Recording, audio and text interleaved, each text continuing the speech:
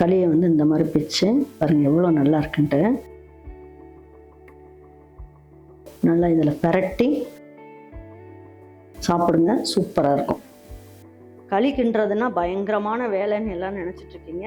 களி கிண்டுறது ரொம்ப ஈஸி. நான் சொல்கிற மாதிரி பண்ணிங்கன்னா இதுக்கு களிக்கு தொட்டுட்டு சாப்பிட்றதுக்கும் அட்டகாசமாக இருக்கும். சாதத்தில் போட்டு சாப்பிடவும் நல்லாயிருக்கும், களிக்கு வச்சு சாப்பிடவும் நல்லாயிருக்கும். இறால் குழம்பு அப்படின்னா நிறைய இறா போட்டு வைக்கணும்னு அவசியம் இல்லை. நல்ல ஒரு கையளவுக்கு இறா இருந்தாலே போதும். நல்ல ஒரு சட்டி நிறைய குழம்பு வைக்கலாம், ரொம்ப நல்ல டேஸ்ட்டாக இருக்கும். இது வந்து பார்த்திங்கன்னா இட்லிக்கு வச்சு சாப்பிட்லாம், சாதத்தில் போட்டு சாப்பிட்லாம், களிக்கு தொட்டு சாப்பிட்லாம், அட்டகாசமாக இருக்கும். வாங்க எப்படி ஈஸியாக நல்ல டேஸ்ட்டாக எல்லாருக்கும் பிடிச்ச மாதிரி எப்படி செய்யலாம் அப்படிங்கிறத வீடியோக்குள்ளே போய் பார்க்கலாம். இப்போ வந்து நம்மக்கிட்ட மசாலா 1000 ரூபாய்க்கு மேலே வாங்குறவங்களுக்கு கர்நாடகா, தமிழ்நாடு, ஆந்திர பிரதேஷ், கேரளா இந்த 4 ஸ்டேட்டுக்கு மட்டும் நமக்கு வந்து 1000 ரூபாய்க்கு மேலே வாங்குறவங்களுக்கு கொரியர் சார்ஜ் முற்றிலுமே இலவசம். அதர் ஸ்டேட்டெல்லாம் இருக்கு இல்லையா, அவங்களுக்கெல்லாம் வந்து நீங்கள் உங்கள் கொரியர் சார்ஜ் வாங்குறீங்கன்னா அதில் ஆஃப் அமௌண்ட் வந்து உங்களுக்கு லிஸ்ட் பண்ணிக்கோ. நாங்கள் வேணுன்றவங்க வெப்சைட் வாட்ஸ்அப்பில் ஆர்டர் பண்ணி வாங்கிக்கோங்க. நான் வேர்க்கடலை வந்து இது காஞ்ச வேர்க்கடலை தான், அதை தண்ணியில் ஊற வச்சுட்டு இதை வந்து நம்ம குக்கர்லேயே வச்சு விசில் வச்சுட்டேன். இது ஒரு 3 விசில் வச்சு எடுத்துட்டேன்.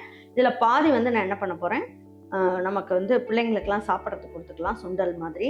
மீதி இருக்கிறது அதாவது ஒரு 200 கிராம் அளவுக்கு வேக வச்ச வேர்க்கடலை, அதை வந்து இந்த குழம்புக்கு சேர்த்துக்க போகிறோம். இதுக்கு ஒரு மசால் ரெடி பண்ணிக்கணும். 2 ஸ்பூன் அளவுக்கு எண்ணெய் ஊற்றிக்கலாம். பாருங்க, 1 ஸ்பூன் அளவுக்கு சோம்பு போட்டுக்குங்க, 3/4 ஸ்பூன் அளவுக்கு ஜீரகம், நல்ல 1 இனுக்கு அளவுக்கு கருவேப்பிலை, அதுக்கப்புறம் 2 பெரிய வெங்காயம் கட் பண்ணது, சின்ன தேங்காயில் 1/2 மூடி இருந்தாலும் போட்டுக்கலாம், அப்படி இல்லைன்னா 1/4 மூடி அளவுக்கு தேங்காய், பெரிய தேங்காயாக இருந்ததுன்னா 1/4 மூடி அளவுக்கு சேர்த்துக்கணும். இதெல்லாம் அப்படியே வதங்கட்டும். அதுக்குள்ளே இந்த குழம்பு கொஞ்சம் தாளிச்சு விட்டு வந்துடலாம். பாருங்க, இப்போ இறால் குழம்பு வைக்கிறதுக்கு ஃபஸ்ட்டு நல்லெண்ணெய், கடலெண்ணெய் எது வேணாலும் ஊற்றிக்கலாம். பாருங்க, ஒரு 1/2 ஸ்பூன் அளவுக்கு கடுகு, ஒரு 10 மிளகு, 1/4 ஸ்பூன் அளவுக்கு உளுந்தம்பருப்பு, நல்லா ஒரு 2 பிஞ்ச் அளவுக்கு வெந்தயம். நல்லா இது பொரிஞ்சதுக்கப்புறம் 1 இனுக்கு கருவேப்பிலை சேர்த்துக்கலாம். இதிலே 10 பல்லு பூண்டு தட்டி எடுத்து வச்சுருக்கேன், இதையே சேர்த்துக்கலாம். நல்ல எண்ணெயில் வதக்கியாச்சு. இப்போ வந்து என்ன பண்ணலாம், நல்ல ஒரு கைப்பிடி அளவுக்கு சின்ன வெங்காயம்,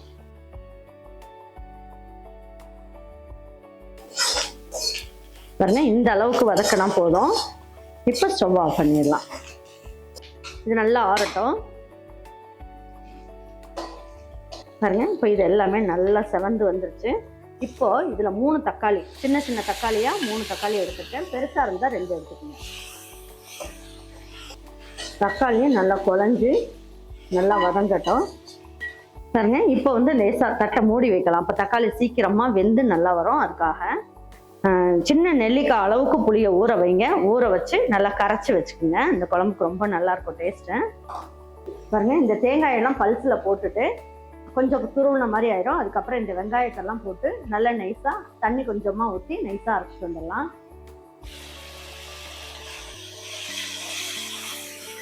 பாருங்க, இந்த அளவுக்கு நல்லா வதங்கிடுச்சு சுருளை. இப்போ வந்து என்ன பண்ணலாம், நம்ம எடுத்து வச்சிருக்க முருங்கைக்காயை ஃபஸ்ட்டு போட்டுடலாம்.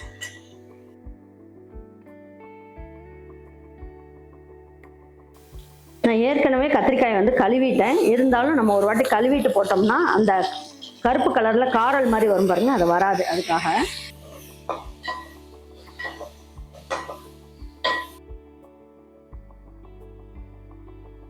பாருங்க, எடுத்து வச்ச வேர்க்கடலை இது வந்து இந்த கரண்டியில் 3 கரண்டி அளவுக்கு சேர்த்துக்கிறேன்.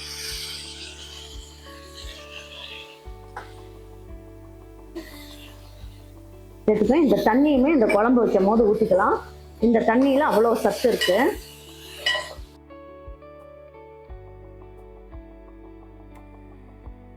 எடுத்து வச்சிருக்க இறா, அதாவது இந்த கையில் எடுத்திங்கன்னா 2 கை அளவுக்கு இப்படி வரணும்.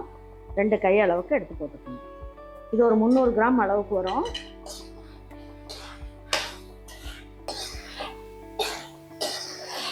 நான் வேர்க்கடலை வந்து வேக வச்சு தான் போட்டிருக்கேன்றதுனால சீக்கிரமாக எல்லாமே வெந்துடும். முருங்கைக்காய் வேகிறதுக்கு லேட் ஆகுன்றதுனால தான் ஃபஸ்ட்டே நம்ம போட்டு நல்லா வதக்கிட்டோம். இந்த எடுத்து வச்சிருக்க மாங்காயும் எடுத்து போட்டுடலாம். எல்லாமே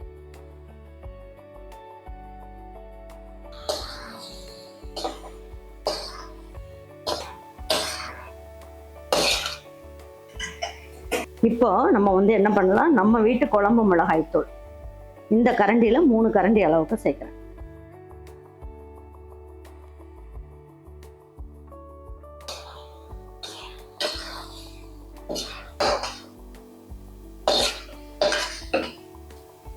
நல்லா வதக்கியாச்சு. இப்போ வந்து என்ன பண்ணலாம், இந்த வேக வச்ச வேர்க்கடலை தண்ணியும் இதில் சேர்த்துடலாம்.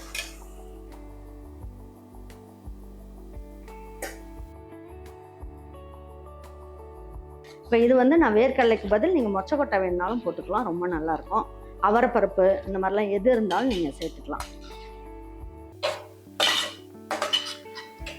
பாருங்க, இப்போ தட்டை வச்சு மூடி வச்சிடலாம். இது வந்து ஒரு 5 நிமிஷம் அப்படியே நல்லா வேகட்டும். பாருங்க, இப்போ எடுத்து பார்க்கலாம். 3/4 பதம் அளவுக்கு முருங்கைக்காய் கத்திரிக்காய் எல்லாமே வெந்துருச்சு. இப்போ இந்த ஸ்டேஜில் நம்ம என்ன பண்ணுவோம், கரைச்சி வச்சிருக்க புளியை இதில் ஊற்றிடலாம்.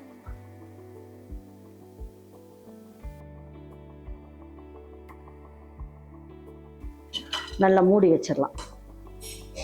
பாருங்க, இப்போ நான் இதில் களி கிண்ட போகிறேன். இப்போ இதுக்கு வந்து என்ன பண்ண போகிறேன்னா, இந்த கப்பில் தான் வந்து 1 கப் அளவுக்கு மாவு எடுக்க போகிறேன். அப்படின்னா பாருங்க, இந்த கப்லேயே 1.5 கப் அளவுக்கு தண்ணி ஊற்றிக்கலாம்.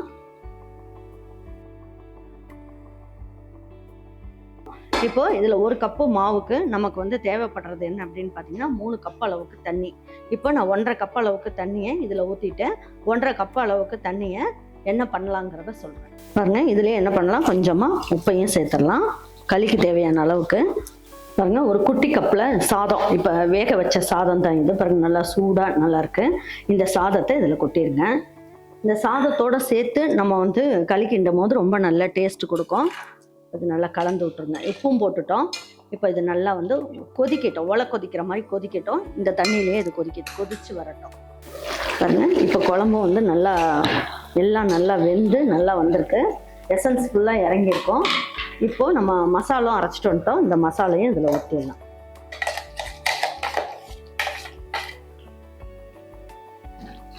தேவையான அளவுக்கு தண்ணி ஊற்றி இதில் ஊற்றிடுவோம். உங்களுக்கு கெட்டியாக குழம்பு வேணும்னா கொஞ்சமாக ஊற்றிக்கோங்க. இல்லை எனக்கு கொஞ்சம் தண்ணியாக இருந்தால் பிடிக்குமான்னா அதுக்கேற்ற மாதிரி ஊற்றிக்கலாம். இப்போ லேசாக அந்த மாதிரி மூடி வச்சுருங்க. ரொம்ப வந்து கப்புன்னு மூடாதீங்க, லேசாக மூடி வைங்க. இப்போ இந்த கப்புலேயே 1 கப் அளவுக்கு மாவு போடுறேன். இப்போ இதுலேயே 1.5 கப் அளவுக்கு தண்ணி சேர்த்துக்கலாம். ஏற்கனவே 1.5 கப் அளவுக்கு தண்ணியை நம்ம ஏற்கனவே ஊற்றிட்டோம். இப்போ 1.5 கப் அளவுக்கு தண்ணி இதில் ஊற்றிடலாம். உப்பும் போட்டுட்டோம் ஏற்கனவே. நல்லா இதை கலந்துக்கலாம். களி கிண்டுறதுன்னா பயங்கரமான வேலைன்னு எல்லாம் நினச்சிட்ருக்கீங்க.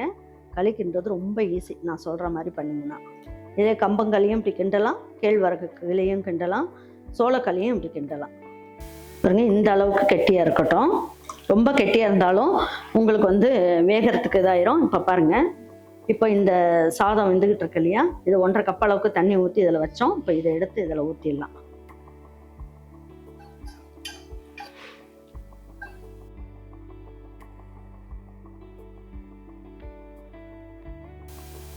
இப்போ நான் ஹை ஃப்ளேமில் தான் வச்சுருக்கேன். பாருங்க, இதுக்கு நடுவில் குழம்பும் நல்லா கொதிச்சுக்கிட்டு இருக்கு. இப்போ ஸ்லோ ஃப்ளேமில் வச்சிடலாம்.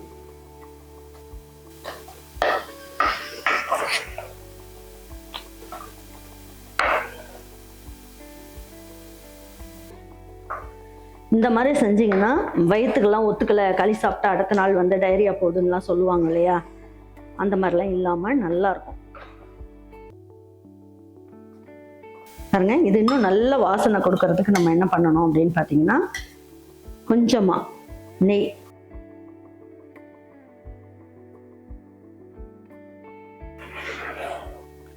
பாருங்க எப்படி இருக்கு பாருங்க களி.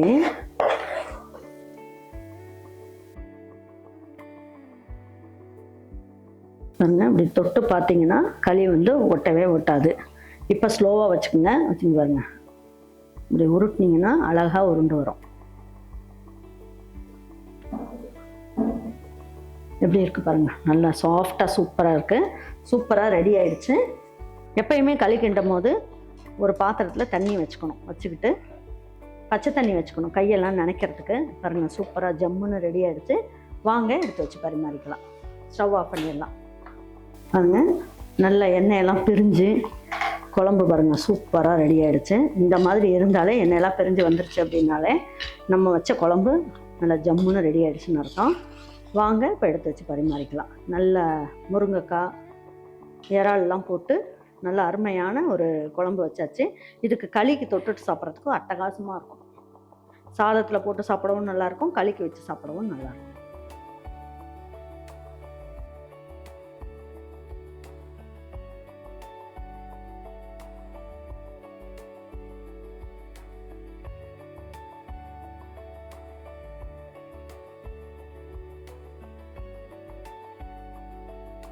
நல்லா இதில் தொட்டு தாராளமாக தொட்டுட்டு சாப்பிட்றதுக்கும் ரொம்ப அட்டகாசமாக இருக்கும்.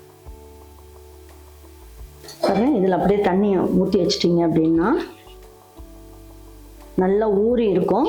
அதுக்கப்புறம் நீங்கள் வந்து சாப்பிட்றதுக்கு ரொம்ப நல்லாயிருக்கும். நல்லா இந்த சாதமும் போட்டிருக்கிறதுனால அடுத்த நாள் எடுத்து குடிக்கிறதுக்கு சூப்பராக இருக்கும். இது வெளியிலேயே கூட வச்சுக்கலாம். நல்ல அந்த ஒரு புளிப்பு டேஸ்ட்டோட சூப்பராக வரும். பாருங்க, 5 உருண்டை வந்திருக்கு, அதோட ஒரு சின்ன உருண்டையும் இருக்குது. நம்ம வீட்டில் இருக்க குழந்தைங்களுக்கு கூட இந்த உருண்டையை கொடுத்துடலாம். பாருங்க, நல்லா வாயில் போட்டோன்னு வலிக்கிட்டு போயிடும், அந்த அளவுக்கு நல்ல ஜம்முன்னு இருக்கும். இந்த களி வந்து இந்த குழம்பு வச்சு ஒரு வாட்டி செஞ்சு பாருங்கள். செஞ்சு பார்த்துட்டு உங்கள் வீட்டில் இருக்கவங்களுக்கு பிடிச்சிருந்ததுன்னா லைக் பண்ணுங்கள், ஷேர் பண்ணுங்கள், சப்ஸ்கிரைப் பண்ணுங்கள், மறந்துடாமல் கமெண்ட்ஸ் பண்ணுங்கள். தேங்க்யூ ஃபார் வாட்சிங் ஈரோடு அம்மாச்சி சமையல். தேங்க்யூ.